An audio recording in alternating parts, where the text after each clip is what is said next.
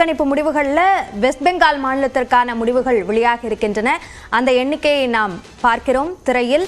ஒட்டுமொத்தமாக இருக்கக்கூடிய 42 மக்களவை தொகுதிகளில் 25 என்டிஏ கூட்டணி வெற்றி பெறுவதற்கான வாய்ப்பு இருக்கிறது என்றும், திரிணாமுல் காங்கிரஸ் 17 தொகுதிகளில் வெற்றி பெறுவதற்கான வாய்ப்பு இருக்கிறது என்று சொல்லப்பட்டிருக்கிறது. அங்கு பொறுத்தவரைக்கும் காங்கிரசுக்கான வாய்ப்பு, அதாவது இந்தியா கூட்டணிக்கான வாய்ப்பு எதுவும் இல்லை என்று கருத்து கணிப்பு முடிவுகளில் தெரிய வந்திருக்கிறது. என்டிஏ கூட்டணிக்கான வாக்கு சதவீதம் 42%, அதேபோன்று திரிணாமுல் காங்கிரசுக்கான அந்த வாக்கு சதவீதத்தை பொறுத்தவரைக்கும் 42% இருக்கும் என்று சொல்லப்பட்டிருக்கிறது. மற்றவர்களை பொறுத்தவரைக்கும் 44%, அதில் தான் திரிணாமுல் காங்கிரசும் வருகிறது.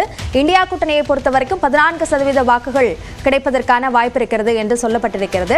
வாக்கு சதவீதத்தை பொறுத்தவரைக்கும் திரிணாமுல் காங்கிரஸ், பாஜக இரண்டிற்கும் ஒரே விதமான வாக்கு சதவீதம் கிடைப்பதற்கான வாய்ப்பு இருக்கிறது. ஆனால் வெற்றி பெற்ற இடங்கள் என்று பார்க்கும் பொழுது என்டிஏ கூட்டணிக்கு 25 இடங்களும், திரிணாமுல் காங்கிரசுக்கு 17 இடங்களும் கிடைப்பதற்கான வாய்ப்பு இருக்கிறது என்று கருத்து கணிப்பு முடிவுகளில் தெரிவிக்கப்பட்டிருக்கிறது. திரு பாலச்சந்திரன், வாக்கு சதவீதம் ஒன்றாக இருந்தாலும் வெற்றி பெற்ற அந்த தொகுதிகளுடைய எண்ணிக்கை என்பது மாறுதலுக்கு உள்ளாகும். அது பெருவாரியான வித்தியாசம் என்று சொல்லவில்லை என்றாலும் என்டிஏ கூட்டணிக்கு அதிகமான தொகுதிகள் கிடைப்பதற்கான வாய்ப்பு இருக்கிறது என்று கணிக்கப்பட்டிருக்கிறது. உங்கள் கருத்து? இல்லை, அது ஓரளவு உண்மையாக இருக்கும்னு நான் நினைக்கிறேன். ஏன்னா Mamata Banerjee is over confident அப்படின்னு தோன்றுறது. ஏன்னா ஆன்டி பிஜேபி அப்படிங்கிற வாக்குகள் இது ஒரு பார்லிமெண்ட்டுக்கான எலெக்ஷன். அப்போ பிஜேபி வெர்சஸ் ஆன்டி பிஜேபின்னு சொல்லி பார்க்கும்போது இவங்க மற்ற யாரு கூடயும் கூட்டணி சேர மாட்டேன்னு சொல்லிட்டாங்க. சில தொகுதிகளில் காங்கிரஸ் வலிமையோடு இருக்குது. அந்த தொகுதிகள் பெர்ஹாம்பூர், மால்தா, அதுக்கப்புறம் கல்கத்தாவில் ஒரு கான்ஸ்டுவன்சி, இங்கெல்லாம் அவங்க வலிமையோடு இருக்காங்க. அவங்க வாக்குகளை பிரித்தாங்கன்னா, ஆன்டி பிஜேபி வாக்குகளை பிரித்தாங்கன்னா அது பிஜேபிக்கு சாதகமாக போகிறதுக்கு வாய்ப்பு இருக்குது. அதே மாதிரி கம்யூனிஸ்டுகள் இன்றைக்கி மம்தா பானர்ஜியோட 2வது டென்யூரில் கம்யூனிஸ்டுகள் ரொம்ப வலுவிழந்து போயிருந்தாங்க. ஆனால் கொஞ்ச நாளைக்கு முன்னாடி டிஒய்எஃப்ஐ அப்படிங்கிற ஒரு அமைப்பு, கம்யூனிஸ்ட் சிபிஎம் உடைய ஒரு அமைப்பு, மாணவர் அமைப்பு, இளைஞர் அமைப்பு, அவங்க இப்போ பிரிகேட் கிரவுண்டில் ஒரு பொதுக்கூட்டம் நடத்துனாங்க. ரொம்ப பெரிய பொதுக்கூட்டமாக நடத்துனாங்க. So there is a resurgence of Marxist. இவங்க Mamata I am more left than the லெஃப்ட்னு சொல்லிட்டு இருந்தாங்க, இன்னும் சொல்லிட்டு இருக்காங்க. பெரும்பாலான மக்கள் நம்புகிறாங்க. ஆனால் 12 வருஷங்கிறது ஆன்டி இன்கம்பன்சி ஃபேக்டர் இருக்கிறதுனால அதில் கொஞ்சம் விரிசல் இருக்குது. கம்யூனிஸ்ட் தனியாக போட்டி விட போகிறாங்க. இதனால் அந்த வசதி வாய்ப்பு பிஜேபிக்கு போகிறதுக்கு இருக்குது. 25 சீட் இல்லைன்னா என் மை ஒப்பீனியன் அவங்க 22 வரைக்கும், இவங்களோட சின்ன எட்ஜி ஜாஸ்தியாக போகிற வரைக்கும் அவங்களுக்கு வாய்ப்பு இருக்குது அப்படின்னு நான் நினைக்கிறேன். ஓகே, இந்த ஸ்பிளிட் தான் பாஜகவிற்கான வாய்ப்பை உருவாக்கி இருக்கிறதா என்பதை நாம் பேசுவோம். அதற்கு முன்பாக கடந்த காலங்களில் மேற்கு வங்கத்தில் என்ன மாதிரியான சூழல் இருந்திருக்கிறது என்ற விவரங்களை அளிக்கிறார் சிவரஞ்சனி. அபிநயா, மேற்கு வங்கத்தை பொறுத்த வரைக்கும் இந்த லோக்சபா தேர்தல் மட்டுமல்லாம அசம்பிளி தேர்தலையும் நம்ம முக்கியமானதா பார்க்க வேண்டியிருக்கு. லோக்சபா தேர்தலை பொறுத்த வரைக்கும் 2019 திரிணாமுல் காங்கிரஸ் 22 தொகுதிகளில் வெற்றி பெற்றுச்சு. பிஜேபி கூட்டணி 18, காங்கிரஸ் கூட்டணி 2 இடங்கள்.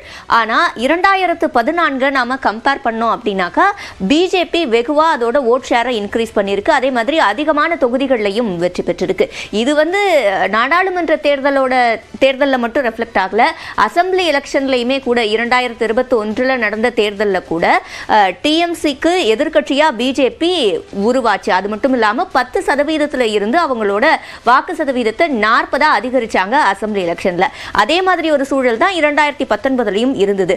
அதனால இப்பவும் அவங்களோட டார்கெட் அப்படின்றது வாக்கு சதவீதத்தை அதிகரிக்கணும், அதே மாதிரி தொகுதி எண்ணிக்கையை அதிகரிக்கணும்ன்றது நம்மளோட ஒப்பீனியன் போல ரெஃப்ளெக்ட் ஆயிருக்கு அப்படின்னு சொல்லலாம். அது மட்டும் இல்லாம முக்கியமான ஃபேக்டரா இருந்தது இந்தியா கூட்டணியில திரிணாமுல் காங்கிரஸ் அங்கம் வகிச்சாங்க. ஆனா அதுக்கு பிறகு மமதா தன்னிச்சையா 42 தொகுதிகளுக்கும் திரிணாமுல் காங்கிரஸ் வேட்பாளர்களை அறிவிச்சிட்டாங்க.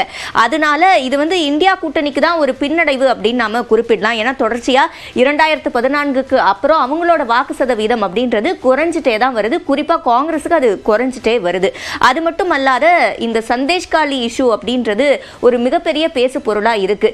இது மேபி திரிணாமுல் காங்கிரஸுக்கு அங்க பின்னடைவா அமையலாம். ஏன்னா மமதா ஒரு பெண்ணா இருக்கக்கூடிய சூழல்ல பெண்களுக்கு அங்க ஏற்படக்கூடிய பாதிப்பு அப்படின்றது இவங்களுக்கான ஓட்ல ரெஃப்ளெக்ட் ஆகும்னு எதிர்பார்க்கறாங்க. ஆனா அதே சமயத்துல அவங்க அங்க மகளிர் உரிமை தொகையை ரெட்டிப்பாக்கி அதன் மூலமா அதை சமன் செய்யலாம் அப்படின்ற ஒரு முயற்சியிலையும் அவங்க ஈடுபட்டு இருக்காங்க. அபிநயா, நன்றி சிவரஞ்சனி. திரு ஸ்ரீராம், இப்போ வெஸ்ட் பெங்காலை பொறுத்த வரைக்கும் அந்த இந்தியா கூட்டணி அப்படின்றது வலுவா இருந்திருந்தா இந்த வித்தியாசம் வந்திருக்காது அப்படின்னு நினைக்கிறீங்களா? அதுதான் அவர்களுக்கு ஒரு தவறான முடிவா போயிருக்கும் அப்படின்னு நீங்க நினைக்கிறீங்களா, அல்லது பாஜகவோட முயற்சி தான் இந்த எண்ணிக்கை வர்றதுக்கு காரணம்னு நீங்க நம்புறீங்க? 3 காரணம் சொல்லுவேன். பாஜகவுடைய மிகப்பெரிய முயற்சி இருக்கு. ஏன்னா 2021 அவங்க சட்டமன்ற தேர்தலுக்கு பிற்பாடு கட்டவிழ்த்து விடப்பட்ட இந்த அராஜக படுகொலைகள், இதை பாஜகவே பெருசாக கண்டுக்காமல், அது ஒரு கோவிட் நேரன்றதுனால ஒன்றும் பெருசாக ஒரு போராட்டம்லாம் நடத்தலை. அதனால் பாஜகவினர் அஸ்ஸாமில் போய் குடியேறி அவங்க அகதிகளாக குடியேறி திருப்பி அப்புறம் ரீசெட்டில் ஆனாங்க. ஸோ அந்த கோபம் மக்களுக்கு அந்த ஒரு பாஜகவினருக்கு நாங்கள் இந்த இதை உடைச்சே ஆக வேணும்ன்ற கோபம் அங்கே இருக்கக்கூடிய பாஜகவினருக்கு பெருமளவில் வந்தது. ரெண்டாவது ரீசன் உங்களுக்கு இந்தியா கூட்டணி என்று சொல்லக்கூடியதில் மமதா பானர்ஜியும் கம்யூனிஸ்ட்டும் ஒன்றாக சேர்ந்திருக்க வேண்டும் வாய்ப்பே கிடையாது.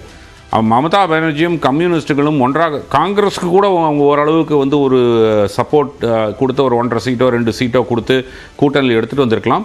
ஆனால் கம்யூனிஸ்டுகளோடு சேர்ந்துருந்தாங்கன்னா பாஜகவுக்கு இன்னும் பெரிய அளவில் ஒரு சப்போர்ட் வந்திருக்கும். ஏன்னா டிஎம்சி கம்யூனிஸ்ட்டை எதிர்த்து தான் அரசியல் செய்து வளர்ந்துருக்காங்க.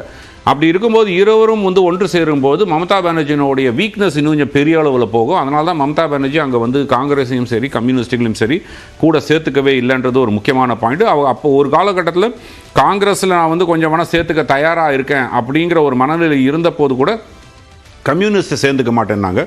மூன்றாவது இவர் சொன்ன மாதிரி இந்த Sandeshkhali issue is a big issue for them. ஏன்னா அது பெரிய மணி பேரன், அவங்க கட்சிக்கு பெரிய அளவில் பெருமளவில் பணத்தை கொடுத்தவர், அராஜகங்கள் பல பண்ணது. அதே மாதிரி அவரை போன்ற பலர் இருக்காங்க அப்படிங்கிற ஒரு விஷயமும் மக்களுக்கு தெரிய வரும்போது அந்த கோபம் மக்களுக்கு இருக்கக்கூடிய டிஎம்சி மேலே இருக்கக்கூடிய கோபம் மமதா பானர்ஜி மேலே இருக்கிற கோபம் பிரதிபலிக்கும். அதனால் இவர்கள் ஒன்று சேர்ந்திருக்க வாய்ப்பே இல்லை. நீங்கள் பார்க்கக்கூடிய அந்த ஓட் ஷேர் 42-42ன்னு பார்க்கும்போது பார்த்தீங்கன்னா இது சில கான்ஸ்டிடியூவன்சியில் மமதா பானர்ஜி அவர்களுக்கு மிகப்பெரிய ஒரு ஸ்கியூடு டிஃப்ரென்ஸ் இருக்கும். கிட்டத்தட்ட ஒரு 50-55 24 பர்கானாஸ்லாம் 55-60% ஓட்டு இருக்கும். நானும் அதனுடைய டீட்டெயில்ஸ் நீங்கள் டைசெக்ட் பண்ணி பார்த்தா தெரியும். ஆனால் அந்த ஒரு கான்ஸ்டிடியூவன்சிஸ்லாம் பார்க்கும்போது உங்களுக்கு அந்த ஓட் ஷேர் டிஃப்ரென்ஸ் பெரிய அளவில் இருக்கும். அதனால தான் 42% 2 பேரும் ஒன்றாக இருந்தாலும் 25 தொகுதிகள் வருவதற்கு உண்டான முக்கியமான காரணம் இந்த ஓட் ஸ்பிளிட்டை நான் ஓட் ஸ்பிளிட்டாகவே பார்க்கல. ஏன்னா 2019 இதே தான் இருந்தது. அப்போ ஆனால் உல்ட்டாக வருது. 17-18 பாஜக வின் பண்ணாங்க, மீதி 24 கிட்ட டிஎம்சி வெற்றி பெற்றது. இப்போ அந்த ஸ்விட்ச் மாறி இருக்கு, அவ்வளோதான். அந்த ஓட்ஸ் இது ஷேர் பார்த்தீங்கன்னா காங்கிரஸுக்கோ கம்யூனிஸ்டுகளுக்கோ குறைந்ததாக தெரியல. அவங்களுடைய ஓட் பேஸ் அப்படியே தான் இருக்குது. அதனால் இந்த ஓட்ஸ் ஸ்பிளிட் பண்ணுறாங்கன்னு சொல்ல மாட்டேன். ஆனால் சில பர்டிகுலர் கான்ஸ்டிடியூவன்சிஸில் பாஜகவும் டிஎம்சி இருக்கக்கூடிய ஓட் டிஃபரன்ஸ் மிகப்பெரிய அளவில் இருக்குன்றது தான் நான் பார்க்கிறேன். ஓகே, நம்ம தொடர்ந்து பேசலாம். ரீஜன் வைஸாவும் எவ்வளவு எந்தெந்த தொகுதிகளில் அந்த டிஃபரன்ஸ் இருந்திருக்கு அப்படின்றதையும் நம்ம தொடர்ந்து பேசலாம். ஒரு சிறிய